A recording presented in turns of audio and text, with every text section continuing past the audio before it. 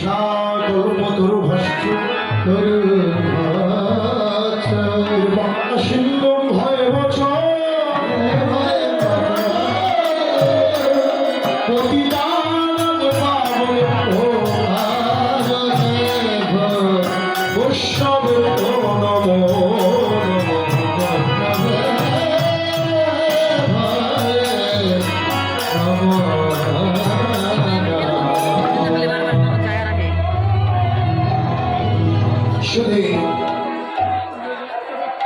কৃষ্ণ ভক্তগণ বৈষ্ণবগণ মায়েরা এতক্ষণ ছিলাম গৌরী লীলা স্মরণে। এবার চলুন যার যার গুরু কৃপা শিরে ধারণ করে গৌরের কৃপা করুণায় সিদ্ধ হয়ে আমরা বৃন্দাবন লীলা স্মরণে ব্রত হই। প্রেম স্বরে প্রাণ ভরে করজোরে কাতরে জয় জয় শ্রী রাধা কৃষ্ণ।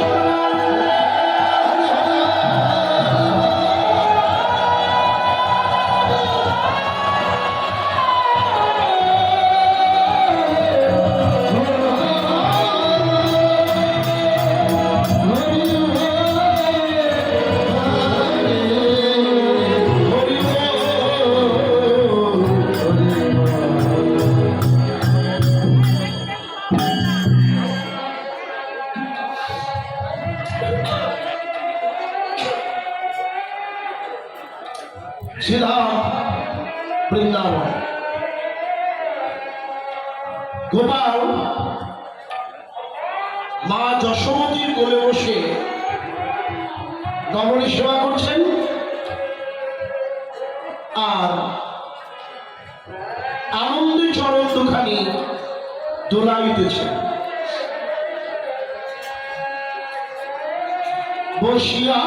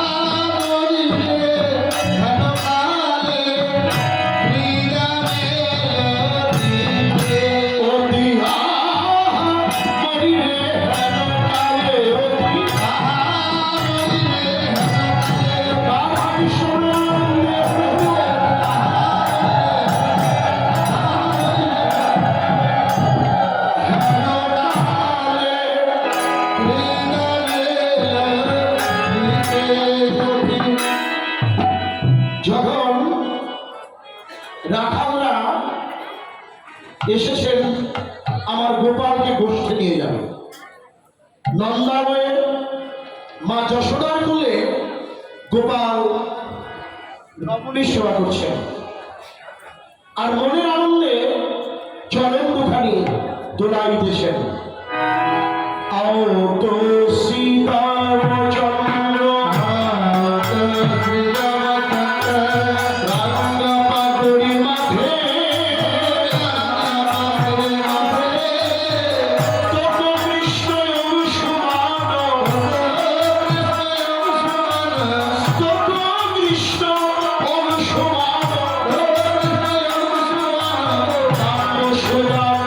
সাথে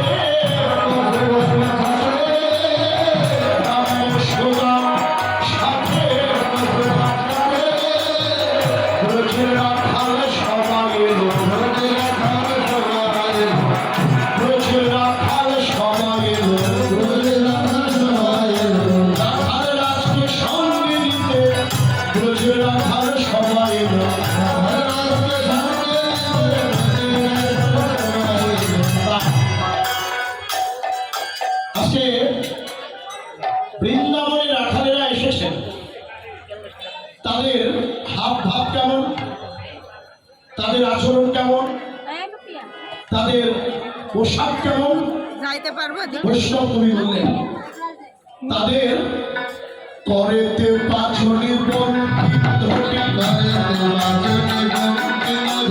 করেতে পাছনি বঙ্কিম ধটি, বেনু বড় বাবে রাখে, বেনু বড় বাবে রাখে,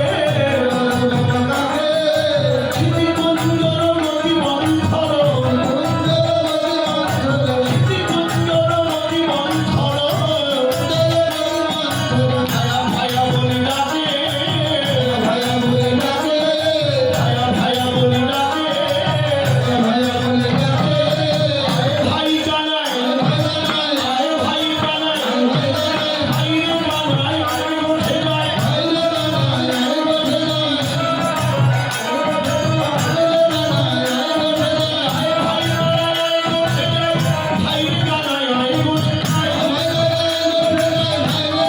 ভায়া বলে ডাকে।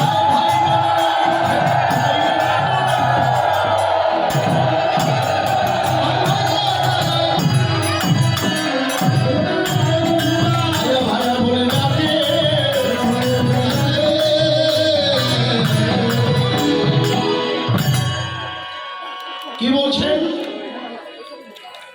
এই যে রাখালেরা এসেছেন, কর মানে কি? কর মানে হলো পাথরি, মানে কি? লাঠি,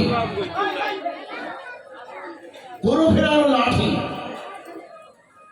পাথরি মানে হলো লাঠি,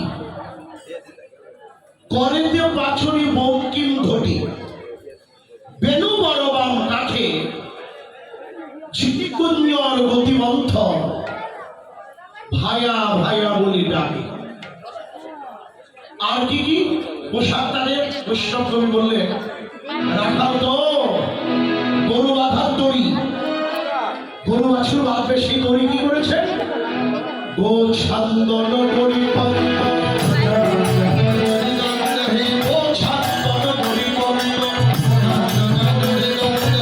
জগৎবালা, জগৎবালা, অনিলম্বিত গুঞ্জহার, অনিলম্বিত গুঞ্জহার, শ্রবণে কুণ্ডল খেলা, শ্রবণে কুণ্ডল খেলা, আপন জননী সাজাইছে, আপন জননী সাজাইছে, এমনি করে সাজাইছে, সে সাজে গোবিন্দ মিলে, এমনি করে সাজাইছে।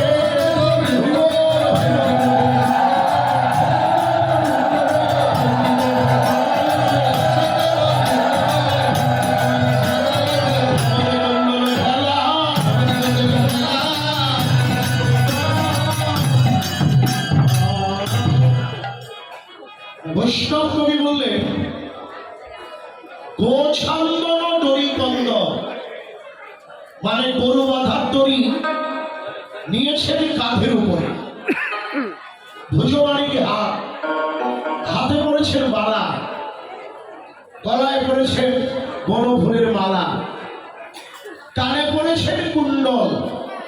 আর কি? বৈষ্ণব কবি বললেন যে রাখালের অঙ্গজ্যোতিটা কেমন? ফুটো চম্পক দল নিন্দিত, চলো রাধা, রাখালগণের অঙ্গ শোভা, রাখালগণের অঙ্গ শোভা, সূর্যের জ্যোতি জয় করেছে রাখালগণের অঙ্গ শোভা, সূর্যের জ্যোতি জয় করেছে রাখালগণের অঙ্গ শোভা, পদ পঙ্কজে নূপুর বাজে, শেখর মন লোভা,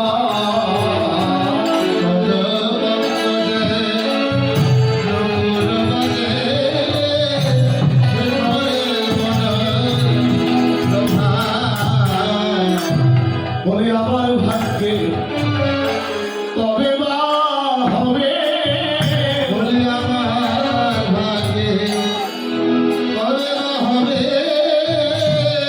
আমার ভাগ্যে তবে বা হবে বলি আমার ভাগ্যে কবে বা হবে ভব রাখাল চরণের সোনার নুপুর আমার ভাগ্যে তবে বা হবে ওই আকাশ তরঙ্গে সোনার নুপুর আমার ভাগ্যে কবে বা হবে ভব রাখাল চরণের সোনার নুপুর আমার ভাগ্যে তবে বা হবে ওই আকাশ তরঙ্গে সোনার নুপুর আমার ভাগ্যে কবে বা হবে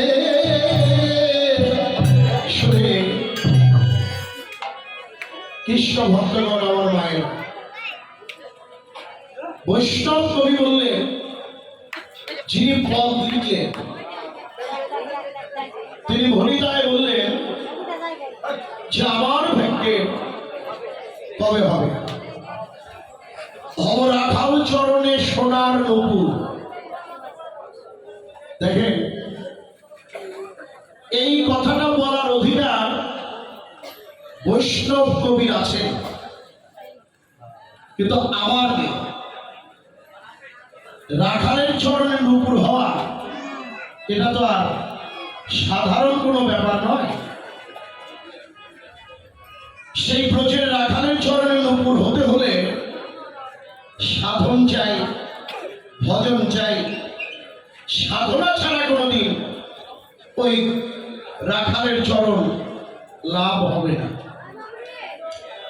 তবে হ্যাঁ, ওই চরণ কোনোদিন হবে না এই কথাটা বললেও ভুল হবে, কারণ আপনাদের মতো গৌর ভক্তের কৃষ্ণ ভক্তের সঙ্গ আমি করছি। আর ভক্তের কৃপা, ভক্ত সঙ্গের এমনই গুণ, সাধু সঙ্গের এমনই গুণ, যারা ভক্ত সঙ্গ করে তারাই জানে যে কৃষ্ণ ভক্তের কৃপা বলে অসাধ্য সাধনা। তাই